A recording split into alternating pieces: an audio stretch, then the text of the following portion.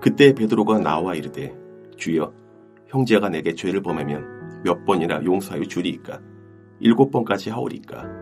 예수께서 이르시되 내게 이르노니 7번뿐 아니라 7번을 70번까지라도 할지니라. 그러므로 천국은 그 종들과 결산하려 하던 어떤 임금과 같으니 결산할 때 10,000달란트 빚진 자 하나를 데려오매 갚을 것이 없는지라 주인이 명하여 그 몸과 아내와 자식들과 모든 소유를 다 팔아 갚게 하라 하니 그 종이 엎드려 절하며 이르되 내게 참으소서 다 갚으리이다 하거늘 그 종의 주인이 불쌍히 여겨 놓아 보내며 그 빚을 탕감하여 주었더니 그 종이 나가서 자기에게 100데나리온 빚진 동료 한 사람을 만나 붙들어 목을 잡고 이르되 빚을 갚으라 하매 그 동료가 엎드려 간구하여 이르되 나에게 참아주소서 갚으리이다 하되 허락하지 아니하고 이에 가서 그가 빚을 갚도록 옥에 가두거늘 그 동료들이 그것을 보고 몹시 딱하게 여겨 주인에게 가서 그 일을 다 알리니 이에 주인이 그를 불러다가 말하되 악한 종아 내가 빌기에 내가 내 빚을 전부 탕감하여 주었거늘 내가 너를 불쌍히 여김과 같이 너도 내 동료를 불쌍히 여김이 마땅하지 아니하냐 하고 주인이 노하여 그 빚을 다 갚도록 그를 옥졸들에게 넘기지라. 너희가 각각 마음으로부터 형제를 용서하지 아니하면 나의 하늘 아버지께서도 너희에게 이와 같이 하시리라. 오늘은 마태복음 18장 21절부터 35절까지의 말씀으로 묵상하겠습니다. 요즘 추세를 가만히 살펴보면 용서보다는 응징을 택하는 경우를 많이 봅니다. 진정한 용서도 진정한 사과도 참 보기가 어려운 것 같습니다. 쉽게 용서해주면 상대방이 나를 우습게 볼 것 같고 또 진실한 사과도 없는데 용서하기도 참 어렵습니다.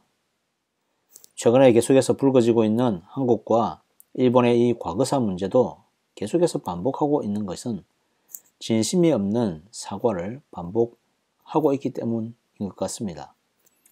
오늘 본문은 제자 베드로가 예수님께 형제가 나에게 죄를 범하면 얼마나 용서를 해 주어야 되느냐라는 질문을 합니다. 예수님은 7번을 70번까지라도 용서하라고 합니다. 숫자로 하면 490번을 용서하라는 것입니다. 이것은 잘못을 계속해서 용서해 주어야 한다라는 그런 말일 것입니다. 바로 이것이 천국의 모습이다라는 것이죠. 예수님은 한 가지 비유를 듭니다.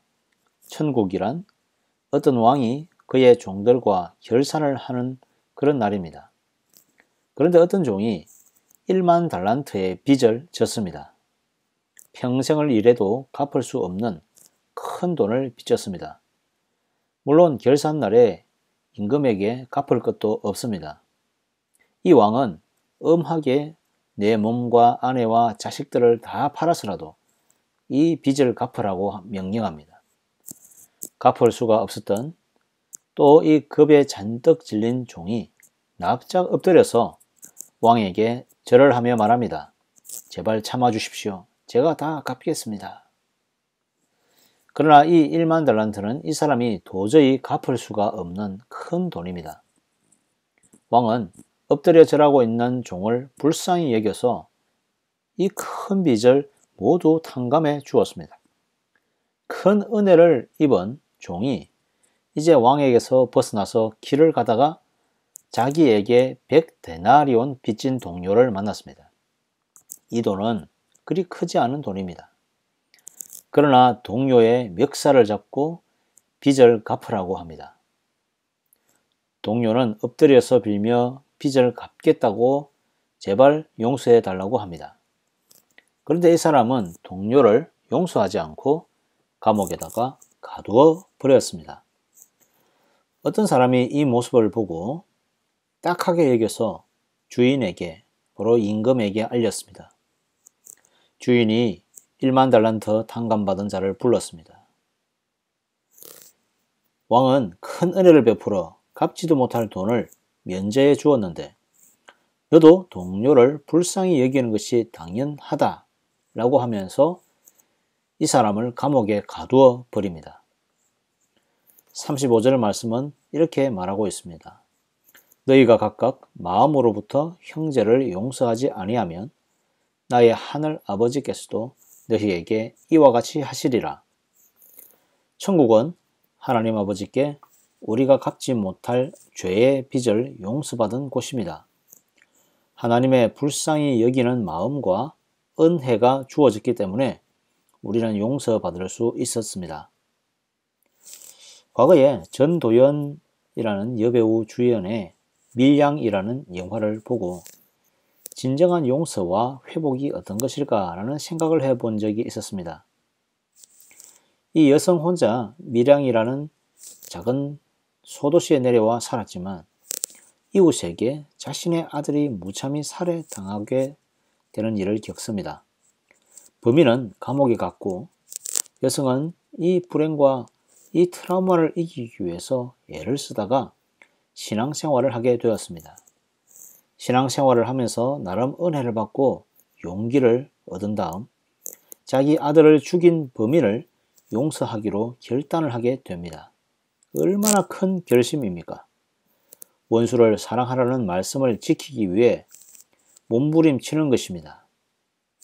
드디어 이 여인의 동료들과 함께 원수가 수감 중인 감옥에 면회를 갔습니다.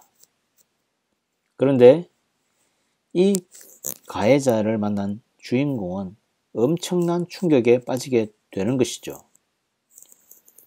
범인의 얼굴은 너무 평화로웠고 이제 자신은 감옥에서 예수를 믿고 예수님께 다 용서받았기 때문에 마음이 너무 평안하다라는 것입니다. 이 피해자의 얼굴을 보면서 마치 천사의 얼굴처럼 해서 말하는 이 모습을 본 이 피해자는 너무나 놀라서 마음이 다 무너지게 되었습니다. 어떻게 피해를 당한 당사자는 큰 결심을 하고 용서하기 위해 찾아갔는데 자신이 용서하기도 전에 이 가해자는 벌써 누군가에게 용서받았다라고 하면서 자신은 더 이상 용서를 빌 필요가 없다라고 하는, 그러면서 그의 얼굴이 너무나 평안한 이 얼굴을 보고 이 여인은 정말 미칠 지경에 이르게 되는 것이죠. 그동안 아들을 잃고 받았던 충격과 괴로움을 이기기 위해 받았던 아픔들이 한순간 스쳐 지나가면서 오열하게 되는 것입니다. 성도 여러분, 용서받는 것과 용서하는 것은 같은 선상에서 이루어져야 합니다. 종들이 용서를 빌 때 제발 살려달라고 주인의 처분을 바라며 절하고 엎드립니다. 용서를 바라는 사람의 자세인 것이죠. 나의 죄를 용서해달라고 죄의 문제를 놓고 처절하게 엎드린 자들이 주님의 용서를 뼈저리게 느끼고 감사합니다. 값싼 은혜, 값싼 구원은 없습니다.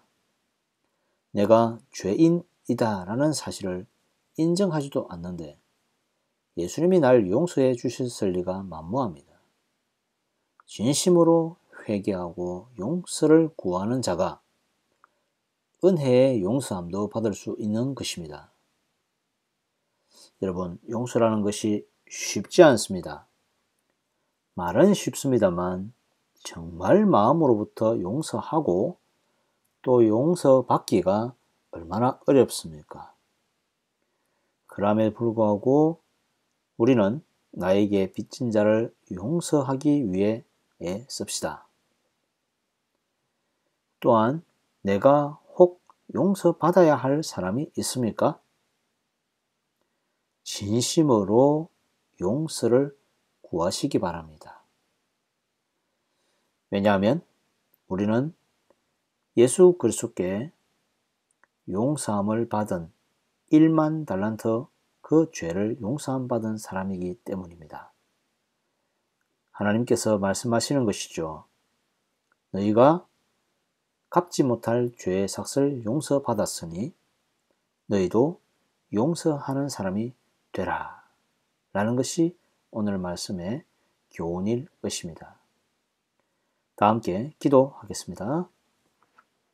하나님 아버지 감사합니다. 오늘 하루도 우리를 사랑하여 주셔서 우리를 생명으로 살게 하시니 감사합니다. 하나님, 우리가 내 잘못은 모르고 남의 눈에 있는 티끌은 들보처럼 크게 보는 경우가 많습니다.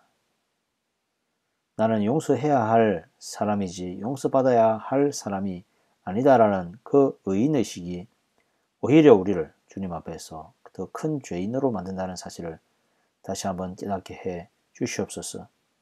나 자신이 바로 1만 달란트 빚진 주님 앞에서 큰 용서받은 죄인이다 라는 사실을 다시 한번 깨닫고, 주님, 우리도 용서하기를 바랍니다. 또 용서받아야 할 사람이 있다면 진심으로 사과하고 용서를 구하는 사람이 될 수 있기를 간절히 소망합니다. 하나님, 우리 밴쿠버 성산교회를 살피시고 은혜를 베푸시며 모임과 예배마다 하나님의 은혜가 풍성할 수 있도록 주님 축복하여 주시옵소서. 하나님, 우리의 다음 세대가 주님의 큰 기쁨 되게 하시고 믿음의 은혜를 전파하는 그런 다음 세대 될 수 있도록 하나님 도와 주시옵소서. 우리 성도들의 가정을 지키시고 하나님, 때마다 시마다 필요한 양식과 은혜를 베풀어 주시고 이들이 주님의 은혜를 전파하며 사랑을 전파하기에 충분한 사람 될 수 있도록 우리 교회 모든 성도들을 붙잡아 주시옵소서. 이 땅 가운데 고통당하는 자 있습니다. 하나님, 이들을 불쌍히 여기시고 전쟁과 재난과 기근 가운데 학대 가운데 있는 모든 사람들을 불쌍히 여기사 이들에게 소망의 근원이 되어 주시기를 간절히 소망합니다. 오늘 하루도 주님 앞에서 동행하며 살아갈 수 있기를 소망합니다. 예수님의 이름으로 기도드립니다. 아멘.